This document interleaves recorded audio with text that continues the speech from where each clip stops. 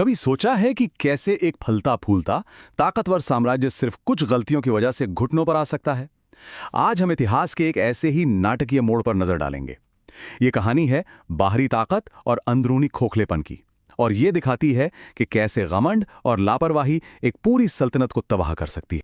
ये वो 3 अल्फाज थे जो मुगल बादशाह मोहम्मद शाह की जुबान से निकले थे। ये सिर्फ एक जुमला नहीं था, बल्कि ये उस बेफिक्री, उस लापरवाही का सबूत था जिसने हिंदुस्तान के इतिहास का रुख ही मोड़ दिया। चलिए इस कहानी की गहराइयों में उतरते हैं। तो इस कहानी के 2 अहम किरदार हैं। एक तरफ है विशाल, दौलतमंद लेकिन अंदर से कमजोर हो चुका मुगल साम्राज्य, और दूसरी तरफ है ईरान का नया नया ताकतवर बादशाह नादिर शाह, जिसे अपनी सल्तनत और फौज को चलाने के लिए पैसों की सख्त जरूरत थी। अब जरा इन दोनों को देखिए। एक तरफ नादिर शाह, जो एक मामूली से कबीले से उठकर ईरान का नेपोलियन कहलाया, जिसे पैसे की जरूरत थी अपनी ताकत बनाए रखने के लिए। और दूसरी तरफ मोहम्मद शाह रंगीला, जैसा कि नाम से ही जाहिर है, एक बहुत बड़ी सल्तनत का मालिक, लेकिन उसकी दुनिया नाच गाने और शराब में ही डूबी रहती थी। बस यही वो हालात थे जिसने एक बड़े हमले का मैदान तैयार कर दिया। तो जैसे जैसे नादिर शाह की फौज हिंदुस्तान की तरफ बढ़ रही थी, दिल्ली के दरबार में चेतावनियां वार्निंग्स भेजी जा रही थी, लेकिन हर चेतावनी को बड़ी ही दुखद तरीके से नजरअंदाज किया गया। ये टाइमलाइन देखिए, ये दिखाती है कि गलती एक बार नहीं, बार बार दोहराई गई। पहली खबर आई कि नादिर शाह पंजाब की तरफ बढ़ रहा है। मोहम्मद शाह ने कहा, अरे अभी दिल्ली दूर है। फिर खबर आई कि फौज पंजाब पार कर चुकी है। जवाब वही, दिल्ली अभी दूर है। यह सब एक भयानक अंजाम की तरफ बढ़ रहा था। और ये किस्सा, ये तो मुगल लीडरशिप के हाल का आईना है। जब आखिरी चेतावनी आई कि दुश्मन दिल्ली के दरवाजे पर है, तो कहते हैं मोहम्मद शाह इतने नशे में था कि उसने लड़ने के लिए तलवार तो उठाई, लेकिन उठाते ही जमीन पर गिर पड़ा। सोचिए, सल्तनत की किस्मत ऐसे बादशाह के हाथ में थी। तो अब आते हैं उस फैसलाकुन लड़ाई पर जिसने मुगल फौज की किस्मत पर मोहर लगा दी। ये थी करनाल की जंग, जो आज के हरियाणा में लड़ी गई। 3 घंटे, बस 3 घंटे। ये सबसे हैरान करने वाली बात है। मुगलों की इतनी बड़ी विशाल सेना सिर्फ 3 घंटों में कुचल दी गई। जी हां, सिर्फ 3 घंटे। इससे पता चलता है कि तैयारी किस लेवल पर खराब थी। लड़ाई का नतीजा पूरी तरह से विनाशकारी।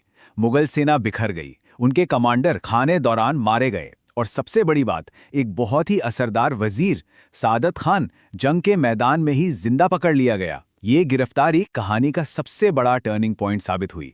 तो अब हार के बाद मुगलों के पास 2 ही रास्ते थे। या तो फौज को फिर से जमा करके लड़ें, या फिर नादिर शाह को कुछ पैसे देकर वापस भेज दें। उन्होंने दूसरा रास्ता चुना, बातचीत का। तो वजीर निजामुल मुल्क को बातचीत के लिए भेजा गया। और आपको पता है डील कितने में फाइनल हुई? सिर्फ 50 लाख रुपए में। नादिर शाह मान गया कि वो 50 लाख लेकर करनाल से ही ईरान लौट जाएगा। लग रहा था कि चलो एक बहुत बड़ी तबाही टल गई। लेकिन कहानी यहां खत्म नहीं हुई। असली ट्विस्ट तो अब आना था।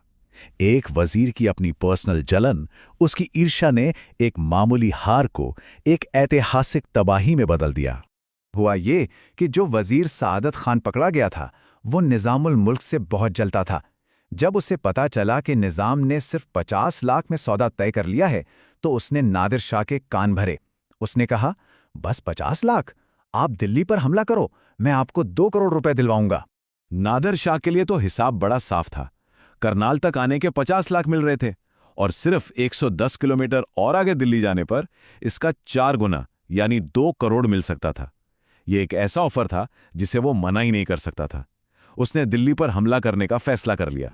और सादत खान के उस धोखे का अंजाम दिल्ली ने भुगता।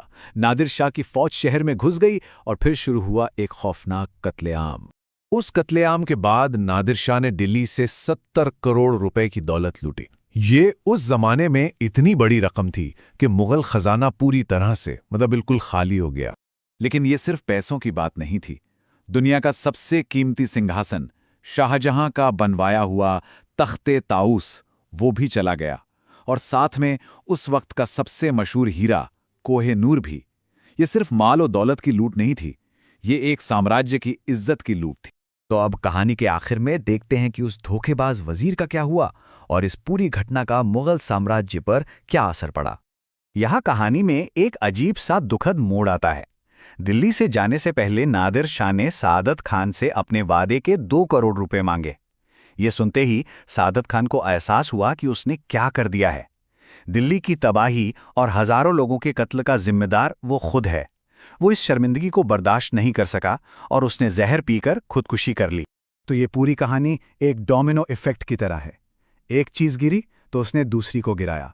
बादशाह की लापरवाही, उससे हुई हार, हार के बाद एक वजीर का धोखा, धोखे से शहर की तबाही, और आखिर में साम्राज्य का सूरज हमेशा के लिए डूब गया। हर कदम पिछले से जुड़ा हुआ था। और आखिर में ये एक बड़ा सवाल छोड़ जाती है, क्या सच में एक इंसान की जलन, एक शख्स की हसद इतनी ताकतवर हो सकती है कि वो एक पूरे साम्राज्य को बर्बाद कर दे? ये कहानी सिर्फ इतिहास का एक पन्ना नहीं है, ये इंसानी फितरत का एक सबक भी है। इस पर सोचना जरूर बनता है।